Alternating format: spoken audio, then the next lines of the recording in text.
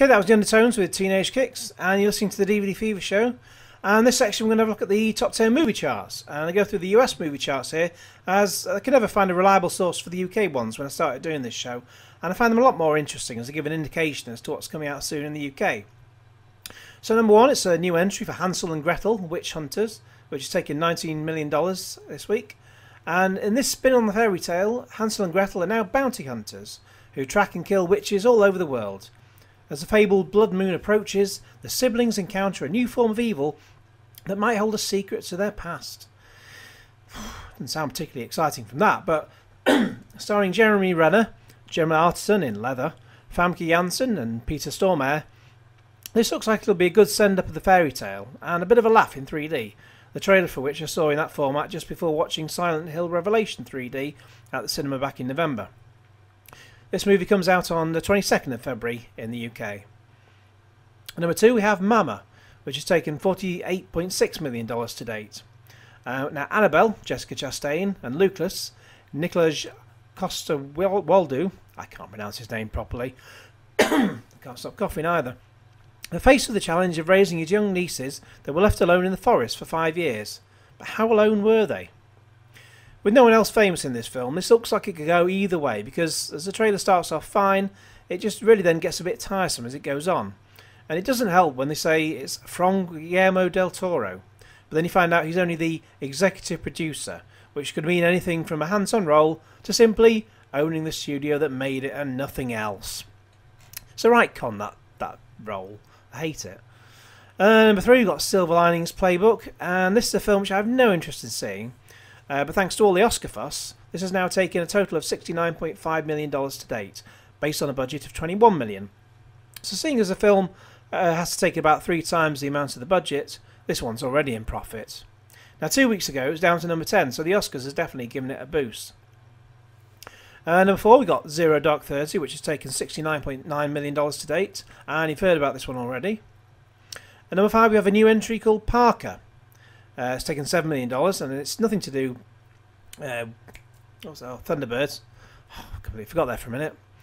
But what it is to do with is a thief with a unique code of professional ethics is double-crossed by his crew and left for dead. Assuming a new disguise and forming an unlikely alliance with a woman on the inside, he looks to hijack the score of the crew's latest heist. Starring Jason Statham as Parker, plus Jennifer Lopez, Michael Chiklis, Wendell Pierce, aka Bunk from The Wire, Bobby Cannavale, and Nick Nolte, this is Jason Statham doing what he does best, and always what he does, beating up the bad guys while making wisecracks and chatting up the girls. I'm definitely in. This one's out on March the 8th in the UK. Number 6, we have Django Unchained, which has taken $146 million to date. There was a review of this in last week's show, so I'll post a link to this review below in the description. By the way, also below in the description you'll find trailers for all of these films. Number 7, it's a new entry for Movie 43, which has taken $5 million. And it's a series of probably is disconnected, but interconnected short films which follows 3 kids as they search the depths of the internet to find the most banned movie in the world. Starring Emma Stone, Hugh Jackman, Naomi Watts, and a zillion other well-known names, the name stems from the theory that you can end up watching 43 clips on YouTube before you can actually find anything decent to watch. Well, except this podcast, of course. And by the strength of this trailer, it does look like an amusing comedy. Whether it stands up to the full, thorough 90 minutes is another matter, basically. Number 8, we have Gangster Squad, which has taken $39.6 million so far. And it's Los Angeles 1949. And a secret crew of police officers, led by 2 determined sergeants, work together in an effort to take down the ruthless mob king Mickey Cohen, who runs the city. Now, looking a bit like LA Noire, the video game from the makers of Grand Theft Auto, this stars Ryan Gosling, Josh Brolin, Emma Stone and Sean Penn, and just really didn't work for me. I can see that they've got the look right, but it just all looks a bit tedious for my liking. I've heard it's pretty good, but yeah, I'm not really convinced. Number 9, we've got Broken City. Now, in a city rife with injustice, ex-cop Billy Taggart seeks redemption and revenge after being double-crossed and then framed by its most powerful figure, Mayor Nicholas Hostetler. Starring Mark Wahlberg, Russell Crowe and Catherine Zeta-Jones and Jeffrey Wright, this looks immensely tedious. And the fact it's close to crashing out of the top 10 after after clawing back only $15 million of its $35 million budget is very telling. If you do want to see this one, if you've really got to see it, it's released on March the 1st in the UK. And finally, number 10 obviously, it's Les Miserables. Again, more Russell Crowe.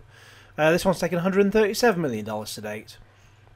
Now, based on the novel by Victor Hugo, Les Miserables travels with prisoner on parole 24601, Jean Valjean, Hugh Jackman, as he runs from the ruthless Inspector Javert, Russell Crowe, on a journey through the barricades, or beyond the barricades, wherever Spandau Ballet want to be, at the centre of the June Rebellion. Meanwhile, the life of a working-class girl with a child is at turning point, as she turns to prostitution to pay money to the evil innkeeper and his wife who look after her child, Cosette, Amanda Seyfried. Valjean promises to take care of the child. Eventually leads to a love triangle between Cosette, Marius, who is a student of the rebellion, and Eponine, a girl of the streets. The people sing of their anger, and Enjolras leads the students to fight upon the barricades. Well, it's not my sort of film, and I never had any inclination to see the musical, and an early scene of Jackman and Crowe barking at each other very loudly just made me want to scream back at them. In fact, it really just reminded me of Bugs Bunny and Elmer Fudd singing about the Spear and Magic Helmet from What's Opera Doc. And you can see a link to this below as well. Okay, so before I go into detail about the new cinema releases out this Friday, here's some more music, and this one goes out for John Carson. It's Crashed by the Primitives, a band who split in 1991 and reformed in 2009, again fronted by Tracy Tracy. This track, would you believe, is 25 years old.